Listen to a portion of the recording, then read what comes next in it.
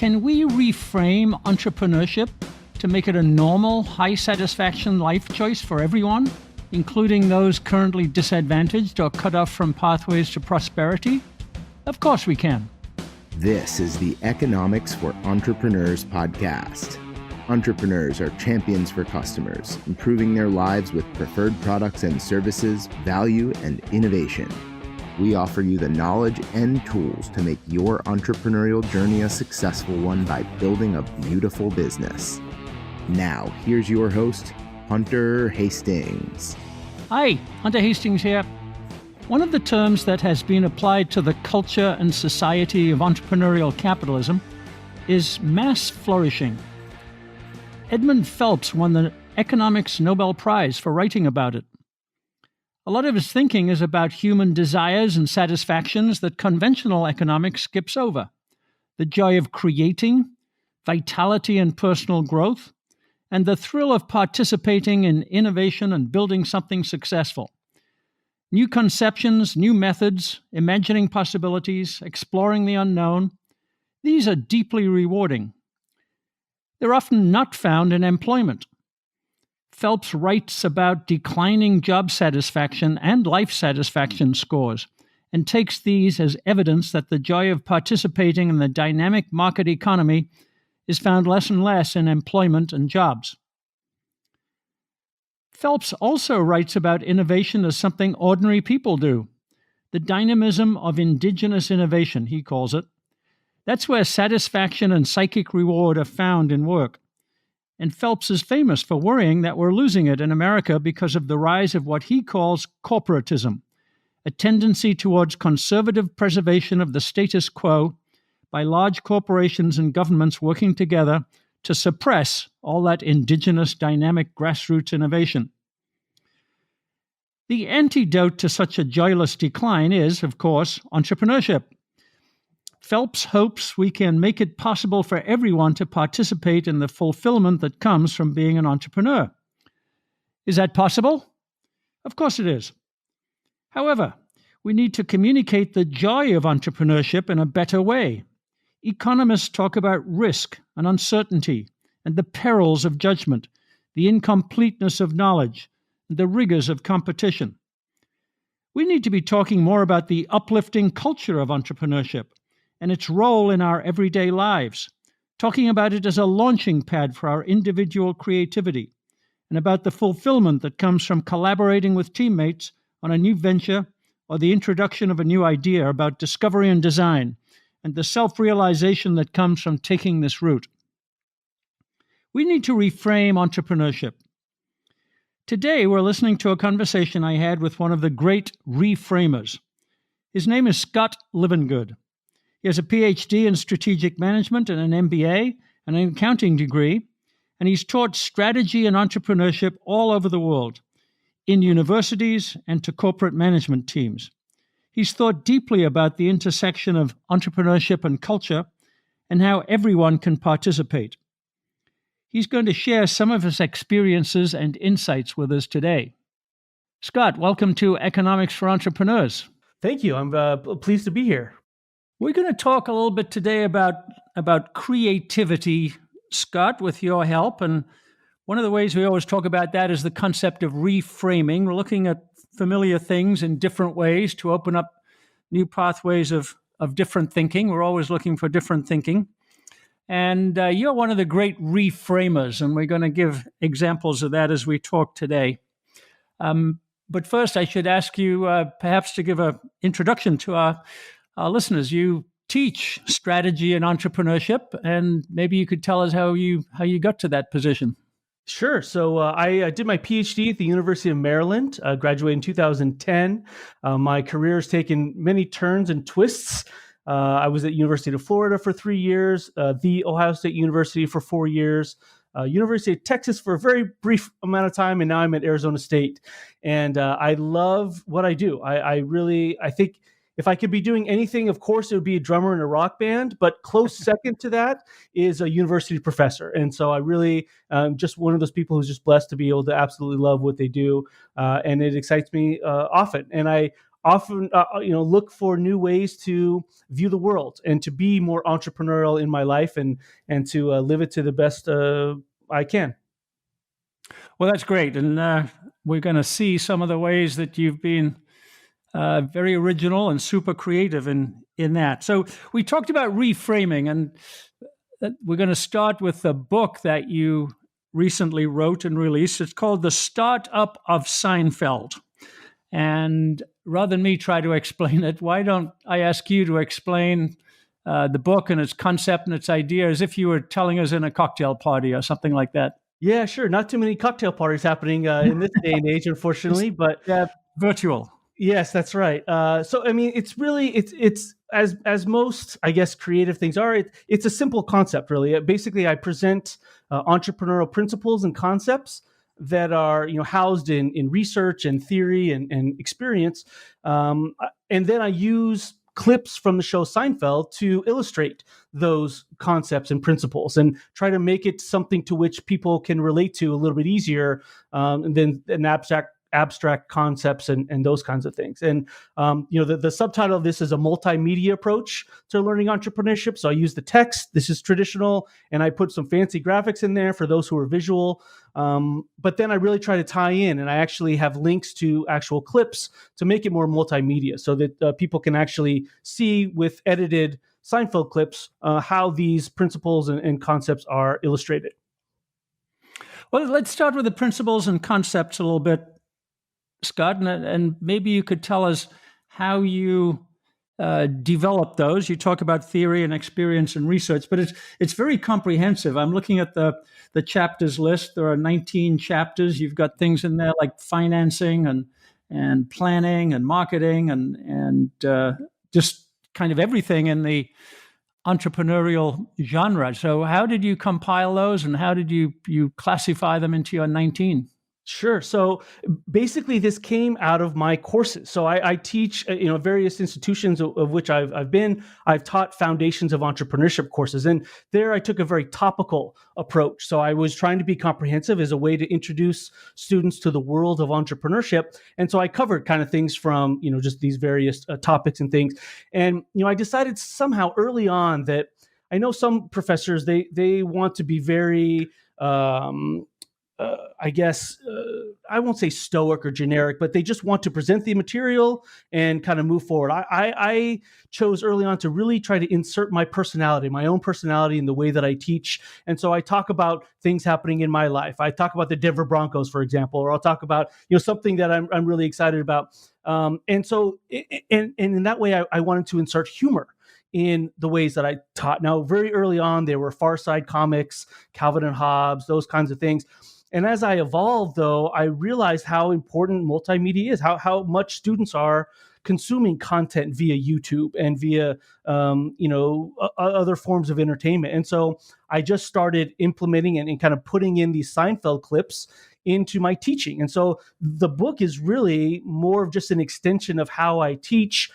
Again, I try to be solid with the theory and the concepts and those kinds of things, but I try to present it in an entertaining way and try to present it in a way where students, it's a little bit more memorable and it's a little bit more relatable to the students. And so I partly chose the topics based on things that I was teaching, but then also I had to find a relevant Seinfeld clip in order to kind of make it work with the book. And so this is basically all of the ideas I could come up with that I saw from Seinfeld, and I tied them into things that I was already teaching, and that's how the book was created. Just so listeners can get a feeling for it, that the book has the clips embedded in there as a link, and one click gets you to the clip that illustrates Scott's chapter, and it mentions or it complements a visual model that's also part of the chapter. So, as you say, it's multimedia teaching. So, give us a couple of illustrations that people can think about before they go and get the book. Scott, which ones would you like to pick out as illustrative of entrepreneurial concepts and principles? Yeah, sure. So it's interesting, and as background, so when I was first doing, you might call it an MVP, minimum viable product, when I was sending a couple of sample chapters out to my friends, chapter 2, which is becoming an entrepreneur, that was actually chapter 1. And then I watched an episode, it's actually called The Doorman, but it's where Kramer comes up with the idea of the bro, or the man's ear, which is a supportive undergarment for men. And as I watched that, as I followed his process, it followed exactly how I describe what the entrepreneurial process is. So first he identified an opportunity, usually that comes from either his life, our own lives, or our acquaintances' lives. He noticed that, a friend's father, Frank, had this particular problem. He came up with a creative solution that wasn't really brand new. He just reapplied it from something that already existed, in this case, bras for women. That's the next step in the entrepreneurial process. And then you want to assess risk and minimize that. So he talked to his customer about the problems they were facing. One of the biggest risks an entrepreneurial faces is to make a product that nobody will buy. And so he kind of tested it out with Frank a little bit. Next is a resource assembly. So he made a prototype of this thing, and then he presented it to an audience. In this case, it was an executive at an undergarment company. But those 5 steps in there, that's exactly what I teach my students of the entrepreneurial process. And I got to watch it unfold as Kramer went through this in order to kind of get his entrepreneurial idea out there. Now, in classic Seinfeld style, of course, it failed miserably. But I still think even in that, there's something that we can learn, and just a good illustration of how that process all unfolds. Yeah. Yeah, and of course, learning, which sometimes is called failure, is a big part of the entrepreneurial process. Absolutely. The one I picked out illustrated another entrepreneurial principle that we talk about a lot. It's an episode about bottle deposits that Kramer and Newman figure out that Michigan has double the value of the bottle deposit that they have in New York. So right. They come up with a concept of driving the bottles to Michigan, and they're trying to figure out the supply chain cost, the cost of driving there and so on. And there's an image of Newman frantically pulling the lever on a old style calculating machine, which is a great illustration of economic calculation. He gets to the point where he thinks he has the costs right if he selects the right resources to get him there, which includes borrowing a UPS truck. But it's a fascinating example of economic calculation. So I certainly enjoyed that one. Yes, well, and so before I did all this, I was a CPA. I'm a retired CPA now as an accounting undergrad, and so certainly that parts of me that certainly relates and appreciates Newman crunching the numbers in order to kind of come up with something that's going to be feasible. So yeah, and it's funny. A lot of people will recognize these things, and you'll see that, but the whole key is to really kind of relate it again back to something that is theoretically sound, that makes sense, that's a little bit more generalizable as well. But there's a lot of great examples. I have 46 clips in the book that have various levels of application and can tie into a lot of interesting and I think provocative entrepreneurial principles. Yeah, it's wonderfully done. And give us one more that you like to show as an illustrative example, Scott. Sure. I'm actually turning this into an audiobook. So I've been reading it myself and working through some of these things. One of the things I think is interesting, and actually I can relate to a little bit. So as we're thinking about selling our products or services as entrepreneurs, adoption of that is a big thing. So sometimes even if people want it, there are switching costs, there are things they have to overcome. And so sometimes there are things that get in the way of people adopting. Well, one of the things is being able to implement and use something new. So when Kramer was coming up with a book, he was writing a coffee table book about coffee tables. And now one of the things that presupposes that the people actually already own coffee tables in order to display their coffee table book on a coffee table. Well, some people who don't. So Kramer actually, his book, and he showed it on, I think it was Regis and Kathy Lee, his book actually folds out so that there are legs, and his coffee table book becomes a coffee table. and it shows them putting their, their coffee on the book or whatever. And so part of it is to think about, okay, what are some of the barriers for adoption? So even if people want my product or service, what are some of the things that are going to get in the way of them actually buying or using this? And so by anticipating that from our customers and helping them overcome that can help with the adoption of our product or service. And so Kramer, did a great way of, hey, if you don't have a coffee table, my book becomes a coffee table. And as he was on his book tour, then that was something he was able to explain to others, which I thought was pretty ingenious and quite creative. Yeah, brilliant. So let's dig into the teaching aspects of this, Scott. You say that humor and multimedia and some of the other techniques that you use are effective in the classroom. They engage people more. Is it distracting or is it focusing? Does it really help them get these principles and concepts? What's your experience there?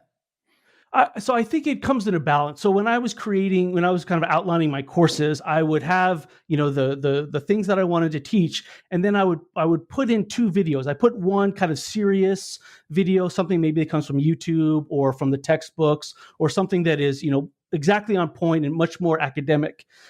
But then I also always would put in a fun video as well. And I think, part of it comes from the way people learn. And some people can just read something and they get it. Some people have to have it explained to them either visually or, some other way. And so that's where the kind of graphics come in. But some people relate to it differently. They can learn by something if you relate it to something they can more easily understand and grasp. And I actually had a student a couple years ago, and this, every once in a while at the end of the semester, you get a letter that kind of reminds you why you're doing this, right? It's a very affirming kind of a letter. And he wrote it and he said, this is an experience I had in your class that was really telling it. And it kind of leads, I think, to the book where, I was self-conscious. I guess I was doubting myself of how I was going to be able, if I could be an entrepreneur, if I had what it took, if I could really do this. And, when you were explaining things in class, I was still having that doubt. Then you showed a clip from Seinfeld and you asked us a question, and I answered that question correctly because it was something that he had familiarity with. It was something he understood. And being able to answer that question correctly based on something that is in the real world, quote unquote, real world. It's a sitcom, but something that I could really relate to, and it could actually give me confidence that I know I can do this. I can actually be successful. Has really kind of given me that confidence and that ability to be able to be successful. And so that to me kind of let me know that I was on the right path. And I think as instructors, it's our job to take the abstract, take the complex, and boil it down to something to which people can relate. Maybe it's a framework, maybe it's an example, whatever. But if we can give it to something that people can digest and understand and perhaps relate to, they're much more likely to be engaged, much more likely to learn, and then much more likely to actually apply what it is we're teaching to them after they leave the classroom. A quick note. Did you know that we provide supplemental materials for each podcast? Listening to and understanding the key takeaways from our expert guests helps you think better about building a more beautiful business. Taking direct action and implementing these strategies is when the real work begins. Take a concrete, immediate step to implementing a better business model today by downloading the show notes and business tool we've created for this episode. Visit Mises.org/E4EPod. That's MISES.org/E4EPOD and click on today's episode. Now, back to our interview. Yeah, it's a very affirming feedback. And just to be clear, did you find that they could draw the conclusions, the lessons from the Seinfeld videos themselves, or did you have to help them draw it out? What was your finding there? Yeah, it's interesting. Well, and it's also kind of sad. I've been doing this long enough now. Most of my students weren't even alive when Seinfeld was on the air, right? So, I mean, they're 20 somethings now, and Seinfeld was off the air in 1998. So some of them, it's like, yeah, my parents like that show, or so they haven't all seen it. But those who have, and those who kind of spend some time, actually are oftentimes I'll get in a room full of 40 or 50 students, usually I'll get 4 to 5 who get it and who are, can make the right attribution. And others are just, they don't really, they laugh but it's just, planting a seed. And I suppose if nothing else, if I haven't taught them much about entrepreneurship, perhaps maybe I've then planted the seed for them to at least be interested in watching Seinfeld. And if that's the only impact I make in this world, it's not necessarily ideal, but at least maybe I'm bringing some laughter and some insights into their lives that they might not otherwise have found. So we'll see how that goes. But you must believe that entrepreneurship is teachable on the one side and it's learnable on the other side. We often have that debate, but it sounds like you would lean to, yeah, it's definitely teachable. I don't want to put words in your mouth, but that's what I'm drawing from what you say. Absolutely. I guess it would be hard for me to be an entrepreneurship professor and not believe that it could actually be taught. I would feel very hypocritical actually at that work. But no, and I've heard this debate, and I've actually had some debates with my students even who are, why do I have to take this class? And, what am I going to get out of this kind of thing? And, one thing that I kind of joke with my students, whatever we read about, and you talked about the importance of failure, and that happens all around us, but businesses fail, a merger and acquisition has to be unwound, or all kinds of things that just don't work. And usually the first thing I say is, well, obviously the person who made that decision never took my course. And, that's why they failed. And of course it's a joke because there's a lot of things that go into that. But I think what we're teaching students really more than anything is to not have to rely on luck in order to be successful, or to rely less on chance in order to be successful.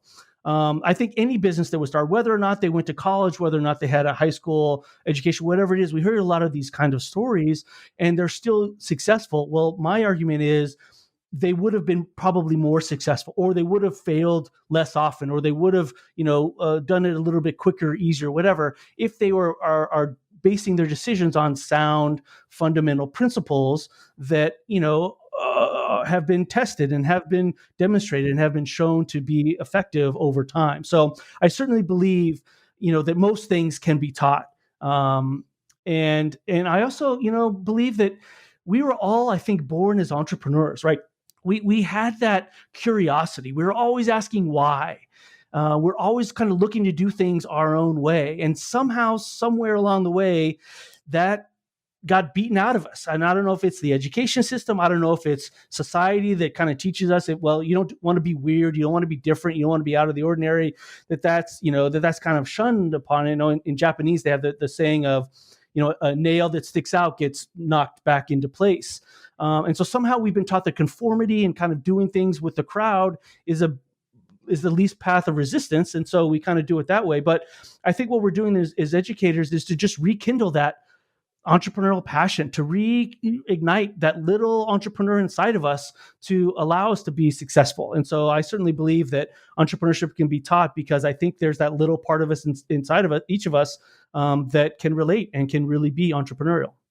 Well, that's great to hear, Scott. We're very eager here to reframe, to use that word again, entrepreneurship as the normal life choice. It's what everybody should do, everybody can do, and they should think of that as normal, as opposed to taking a job in a corporation or some other choice where you're not being entrepreneurial. So yeah, no, I that's great. I'd love to be part of that normalization of that as well. And one thing I tell people too, very early on, that I really focus on the entrepreneurial mindset. So a lot of people will define entrepreneurship as simply the creation of a new business. And I think that really does it a disservice. I think it's just, it's creative problem solving. You can be entrepreneurial and work for somebody else. You can be entrepreneurial and, improve the lives of people in your family or in your church or in society or whatever it is, that it doesn't necessarily just have to be housed in new business creation. And so, and maybe that by broadening the definition, we're kind of including everything in there. But I think if we're identifying opportunities, coming up with creative solutions, and then implementing those solutions, that's what entrepreneurship is fundamentally all about. Well, you mentioned something that's very close to our hearts, which is improving the lives of others. That's what entrepreneurs do. And Dr. Byland, who's in our group, talks about that as the ethic of entrepreneurship. It underlies all entrepreneurship. You have a positive impact on other people's life paths, but you also find meaning and purpose in your own life, and the two go together. Do you talk about that with your students at all? The what we call the ethic, the purpose and meaning of life through being an entrepreneur?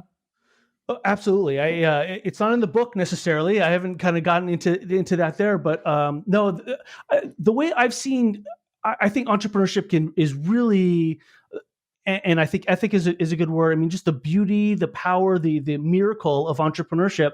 I've seen it kind of in two different ways. And the first is the idea that again, as an entrepreneur, I am solving somebody else's problem. Right. And that's the whole idea that I need to solve a customer's problem in order for me to be successful. And now there's maybe an ulterior motive in there somewhere. But the idea, I think the more we think about others, the more we put others first.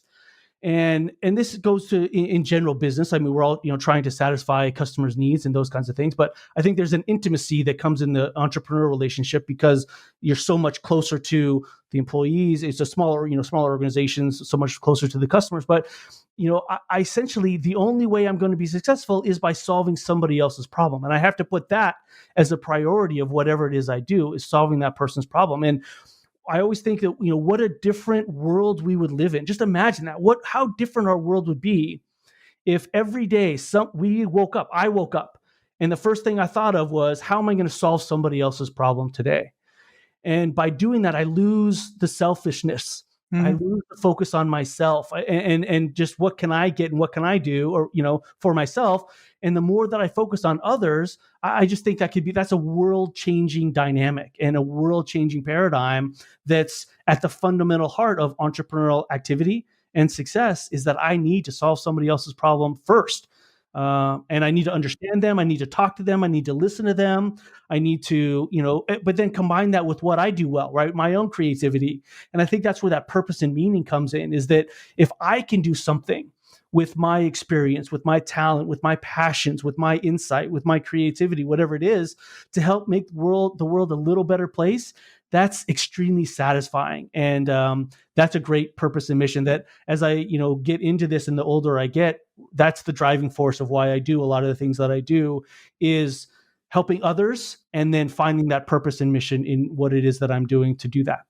Yeah, that's beautiful. And we are singing from the same song sheet, Scott. We're trying to do exactly that. And as you say, the ethic of getting up every day and saying, how can I solve someone else's problem is world changing. Yeah, and sorely needed in our world today, right? I think there's so much focused on ourselves that we need to, the more we can do to kind of help others, I think that really makes the world a better place. Absolutely. So one of the challenges there too that we've been discussing a lot is motivation. You let a word creep in there that has slightly negatively tinged, which is ulterior motive. What we try to communicate is that profit has to be involved because profit is the signal from your customers that you're doing the right thing. You're helping them solve a problem. You're allocating resources the right way.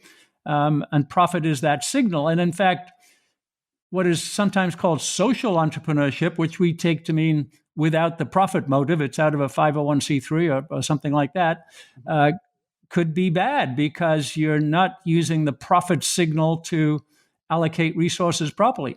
And so I wonder if you have any thoughts on how to communicate that. Profit is good. It's not an ulterior motive. It's the necessary signal to do the right thing.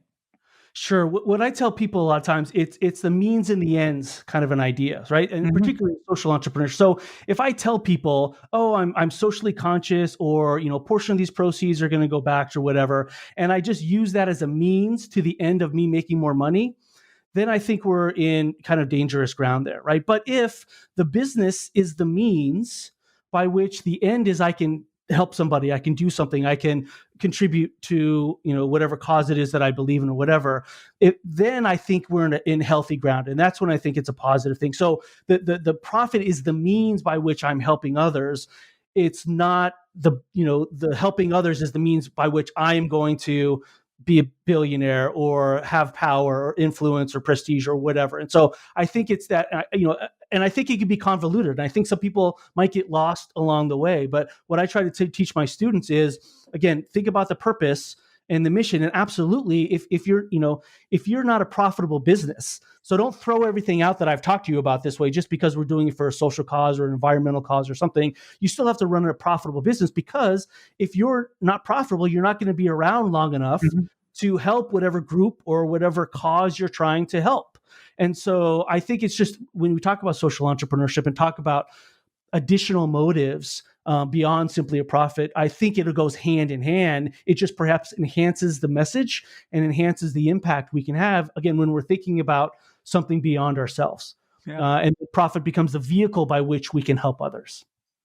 Yeah, very well said. So to that point, Scott, you've identified some very, very distant ends, if I can put it that way, and putting what you just said into practice in a very challenging way, a global way. Tell us about your work under the heading of Education for Humanity.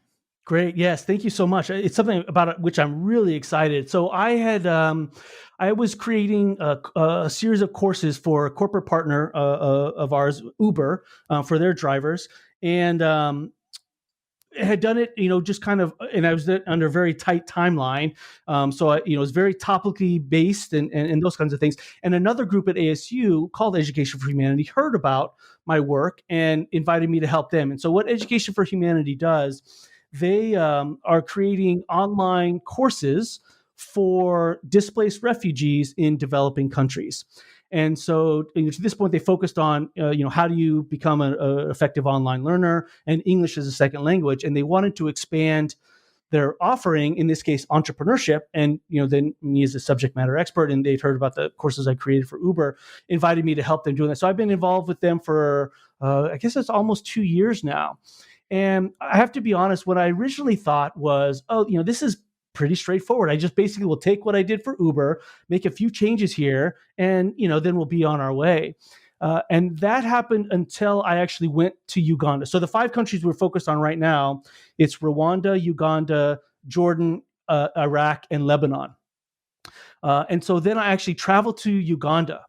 And it was just such a eye-opening experience. I actually had an opportunity to meet with many members of the entrepreneurial ecosystem. So I actually sat down and talked to refugees, and I spoke with incubators and not-for-profits, NGOs, resource providers, so some venture capitalists and those kinds of things, professors, and just people kind of involved in that. And I realized that I had been going about this whole thing wrong. That what I couldn't simply take what I had created for a completely different audience in a completely different context and just plop that in and say, okay, here it is, just take it. I needed to basically do what we tell our entrepreneurs to do, is I need to sit down and I need to talk to the customer. I need to understand what their problems are, what their resource constraints are, what their challenges are they're trying to overcome. And then I need to present my solution in a way they will value and appreciate and actually be able to use practically going forward. And so that really has inspired me to try to think of a better way to teach entrepreneurship. And it's been a really fantastic experience thus far.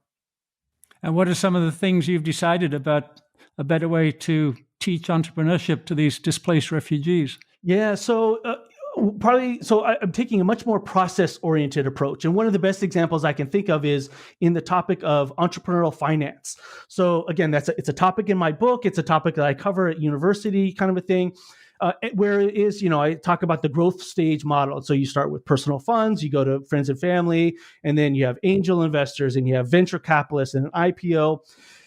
And all that would be worthless to somebody in a developing country. I mean, a displaced refugee from the Congo who left with, the whatever they could carry with them and their families and are now living in Uganda. The idea of venture capital is just, it's ridiculous, right? And I don't mean that to be a demeaning or condescending, attitude. It's what I do with them is I start with, let's start with personal finances. Let's do a personal budget. Do you know how much you make? Do you know how much you spend over a week or a month? Let's start there with the basics. and then maybe identify some areas that you could cut some costs on and actually save some money for the future. And then if you want to then, and keep that separate, those books that you do for your personal life, keep those separate from your company's books or your firm's book, or your other activities books. But can you take some of that surplus that you can generate from your own activities and start investing those in activities that can be income generating? And again, back to the context. So I met with a woman.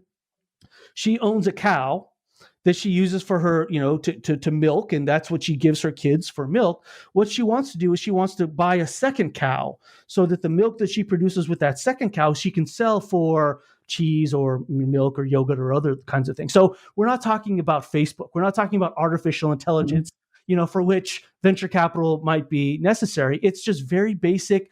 Take what you have and what you know, and can you just grow it a little bit more? So it's beyond subsistence living and actually provide, a basic business that's income producing.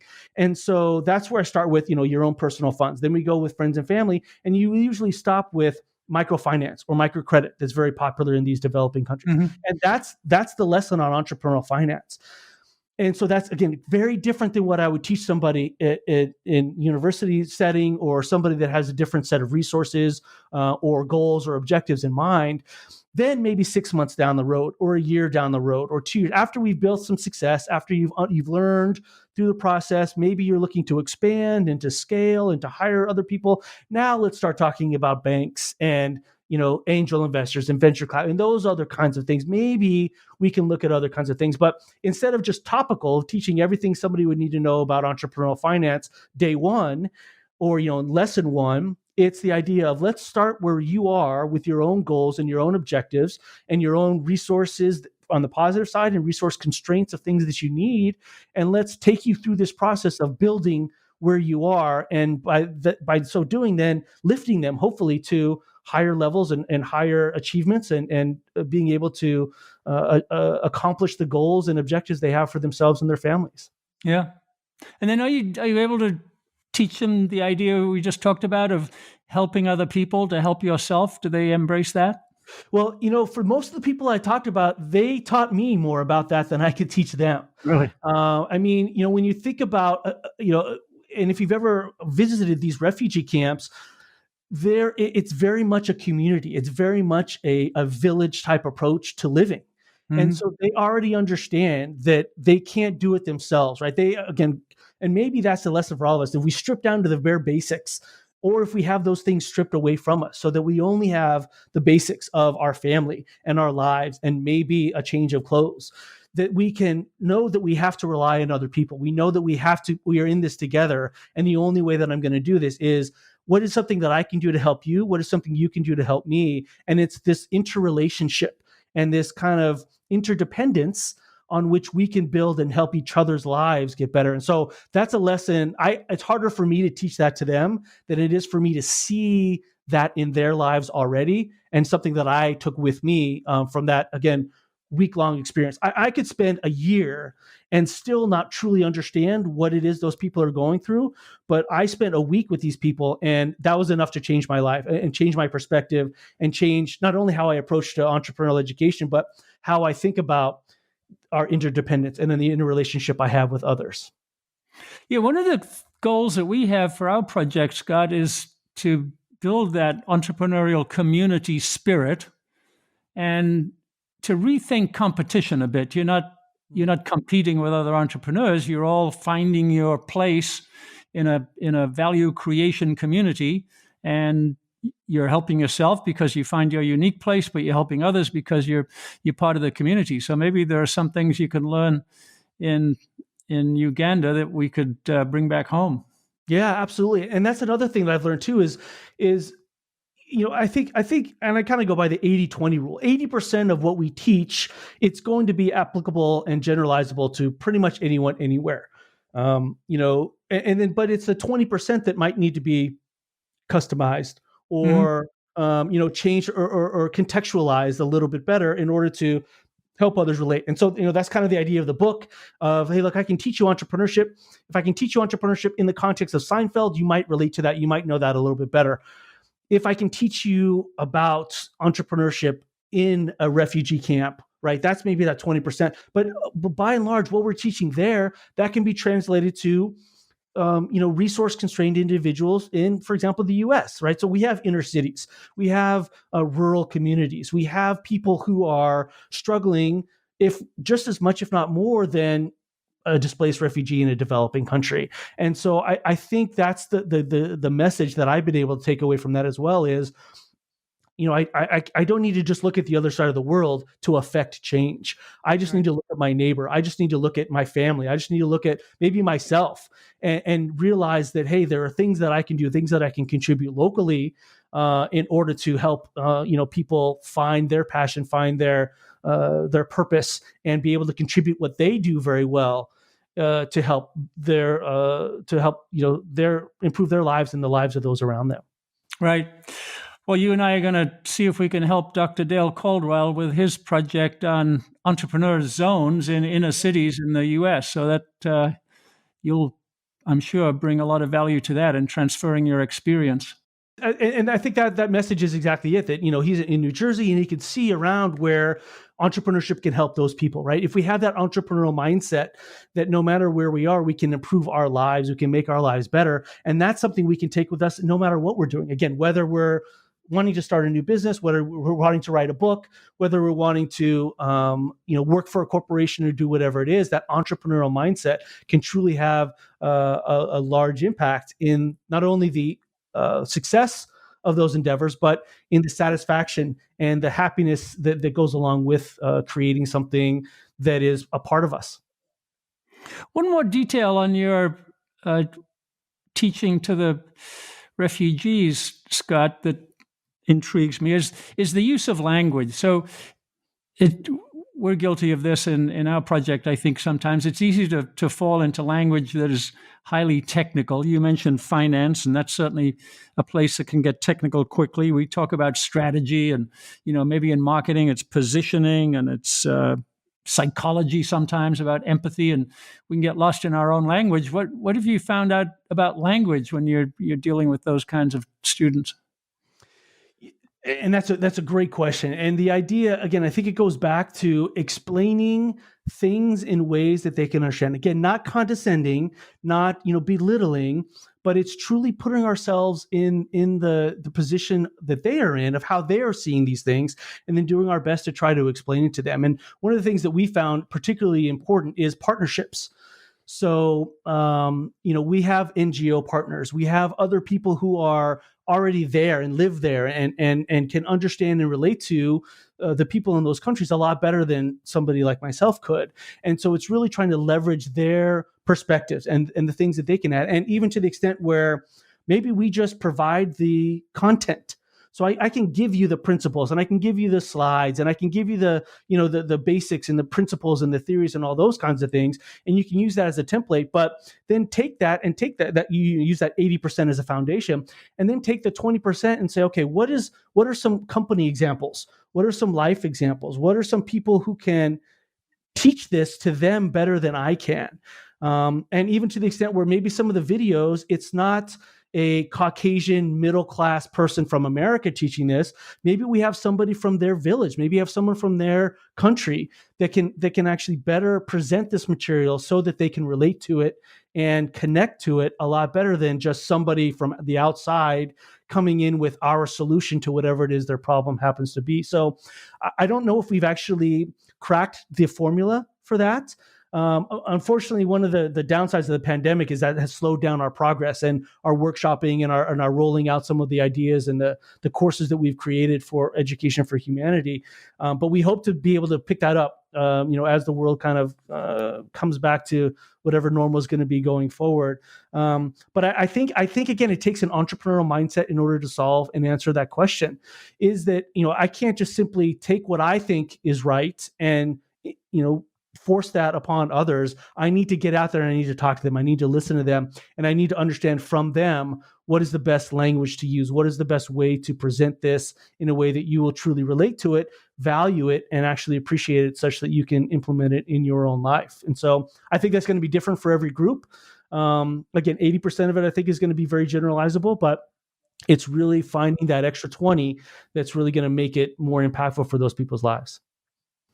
Yeah, and I found that YouTube is a great resource for that. I used to teach marketing in various countries around the world, and you'd be in the Czech Republic or Ukraine or South Korea or somewhere.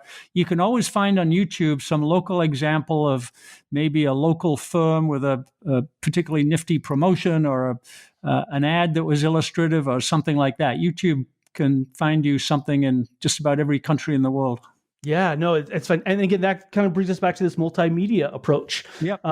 So for my students at university, I use humor and I use Seinfeld to teach a lot of the principles that I'm trying, and use that language as a way to kind of bridge that gap and help them relate to something or laugh a little bit, or, just the abstract, I think kind of helps. And so the more we can, again, teach students in the way they learn, whether it be by text, whether it be by graphics, whether it be by YouTube or other multimedia approaches, the more we're going to be able to actually connect and then, teach them something that they can learn and take with as they leave the classroom. Yeah. So where do you imagine this is going in the future? Part of the entrepreneurial mindset is being able to imagine that future, that multimedia future. What happens when we bring AI and virtual reality, do you think? What are you thinking for the next stage? Yeah, so honestly, I think that comes to the customizability, right? So AI can learn about the learner. That's really one thing that I think is going to be fantastic. Mm-hmm. I'm actually working for a group. It's called Elevate You. It's a startup that came from one of my students actually in a group last year, where they're trying to use artificial intelligence to make textbooks so that, it's not a static, I just read the material and it's all going to be presented in the same way. And, everyone kind of gets the same experience. That if I'm struggling in a particular area, and maybe this comes from quizzes or competence checks or whatever, and the program can recognize that maybe there's this concept that I don't understand very well, it can then tailor the rest of the material or add additional material, whether it be outside articles or YouTube clips or whatever else, to kind of help me as, kind of do a diagnostic check as I go along to add material and add content to things that I might be struggling with. And so, I think that, again, a lot of it comes down to, and of course, computer learning can certainly speed up this process and aid this process such that it can really be customizable, so that the entrepreneurs and the students and they can learn the things that they need to learn in the way that they can learn it. And the more, now we can't please everybody all the time. And certainly when I teach, I kind of, have to take the practical approach into account when I'm teaching. But the more that we can bring in artificial intelligence and computer learning to customize the learning experience, I think that's going to improve the quality of the education and the quality of the product that we put out there. Well, Scott, you're very inspiring. And I wanted to thank you for being such an ambassador and an innovator and a communicator for entrepreneurship. You did volunteer when I asked you to look into our Economics for Business project, and maybe you can help us there. We're certainly eager to collaborate, and there's a lot of things we might be able to do together. So I look forward to working with you. Thank you. And I appreciate this opportunity as well. And part of the reason I got into this in general is, and you're writing the book and promoting and those kinds of things is, to the extent that it is successful, it means that we're able to share our message with other people. And this is yet another platform, hopefully, that people are listening. And, it's a very satisfying feeling for me that if there's something that I can do to help improve the lives of others, that is successful to me. And so I appreciate the opportunity of yet another platform to share some of my ideas, and hopefully we together, by focusing on the needs of others and helping solve other people's problems, can make the world a little better place day by day. We all believe in that. So thank you for today, and there'll be another time, Scott. Looking forward to it. Thank you, Hunter. Be well. Thank you. Economics for Entrepreneurs is a production of the Mises Institute. To explore more content like this, visit Mises.org. That's MISES.org. For more from Hunter Hastings, check out hunterhastings.com.